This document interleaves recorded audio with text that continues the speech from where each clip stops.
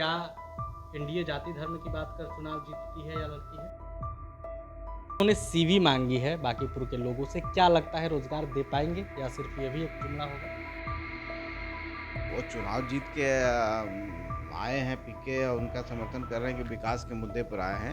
लेकिन मैं समझता हूँ कि भ्रम फैला के भी चुनाव वो जीते हैं। समय बलवान होता है और समय पर हर चीज़ होता है और लोकतंत्र की परीक्षा में वो अभी आए हैं। अभी अब उसमें तपेंगे और उन कितना इसके जलन महसूस करते हैं। पहले तो हम कुछ भी कह सकते हैं कि हम चाँद पर चले जाएँगे, हम तारे तोड़ के ले आएँगे, उससे कहने से कोई फ़र्क नहीं पड़ता है। वो यथार्थ में कितना तब्दील होता है ये हम लोग को देखना है।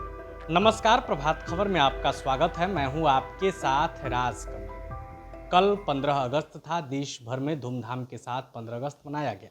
बिहार में भी स्वतंत्रता दिवस की धूम देखने को मिली। लेकिन इस बीच चिराग पासवान का एक बयान खूब वायरल हो रहा है।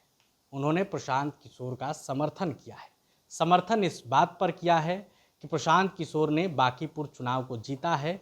उन्होंने जाति धर्म की बात नहीं की, शिक्षा रोजगार की बात की है। लेकिन अब सवाल उठने लगा है कि क्या एनडीए जाति धर्म की बात करती है, क्या रोजगार और शिक्षा की बात नहीं करती है? क्योंकि एनडीए भी मैदान में थी, बीजेपी से कैंडिडेट थे। हमारे साथ एनडीए के ही बड़े नेता जीतन राम मांझी केंद्रीय मंत्री हैं, उनके बेटे हैं संतोष सुमन जो कि बिहार सरकार में मंत्री हैं। बातचीत करेंगे। आपने भी चिराग पासवान का वो बयान सुना है? जी। क्या एनडीए जाति धर्म की बात कर चुनाव जीतती है या लड़ती है? देखिए गौर से आप सुनेंगे तो उसमें ऐसा चिराग पासवान जी ने कुछ ऐसा नहीं कहा है। वो विकास की बात कहे हैं कि विकास की जो बात करता है मैं उसका समर्थन करता हूँ। ज़ाहिर-सी बात है लोकतंत्र है और लोकतंत्र में पक्ष विपक्ष दोनों होता है। लेकिन जब हम जनता के प्रति अकाउंटेबिलिटी हमारी है, हमारी जवाबदेही है और हम जनता के विकास के लिए, जनता के भले के लिए और राज्य की समृद्धि, प्रगति, तरक्की की बात करते हैं और सबको यही करना चाहिए। हाँ, कुछ ऐसे सरकार के द्वारा ऐसे मुद्दे होते हैं जिनके ऊपर अगर कुछ खामियां होती है तो विपक्ष का रोल है कि वो विपक्ष आईना दिखाए। जहाँ तक हम देख रहे हैं कि वो विकास की बात की तो एनडीए भी करती है। एनडीए की भी विकास की ही विचारधारा है और हम लोग भी एनडीए के साथ इसलिए जुड़े हुए हैं कि हम लोगों को गरीब को आगे बढ़ाना है और गरीब जब भी आगे बढ़ सकता है जब विकास उसके पास पहुँचे और सबल हो, आर्थिक रूप से संपन्न हो। तो इस बात को हम लोग मानते हैं। लेकिन जहाँ तक माननीय चिराग पासवान जी की बात है तो वो चुनाव जीत के आए हैं पीके और उनका समर्थन कर रहे हैं कि विकास के मुद्दे पर आए हैं। लेकिन मैं समझता हूँ कि भ्रम फैला के भी चुनाव वो जीते हैं। लोगों में भ्रम इस बात के फैलाए हैं कि हम जीतेंगे तो हम बांकीपुर विधानसभा को उस जगह पर पहुंचा देंगे, इतना काम करेंगे, ये होगा। तो चुनौतियाँ बात तो करना आसान बात है लेकिन चुनौतियाँ अभी आने वाले 4 सालों में दिखेगी कि जितनी बात वो कर रहे हैं। अभी हमने सुना है कि नौकरियाँ 10,000 नौकरियों की बात की बिल्कुल। है तो 10,000 नौकरियाँ भी आनी चाहिए।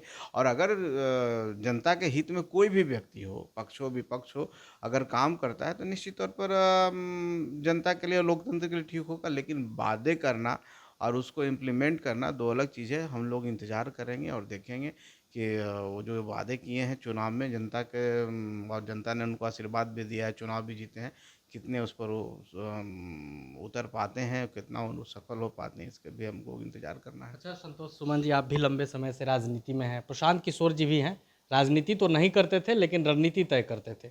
आप भी उनको बहुत बढ़िया से जानते होंगे।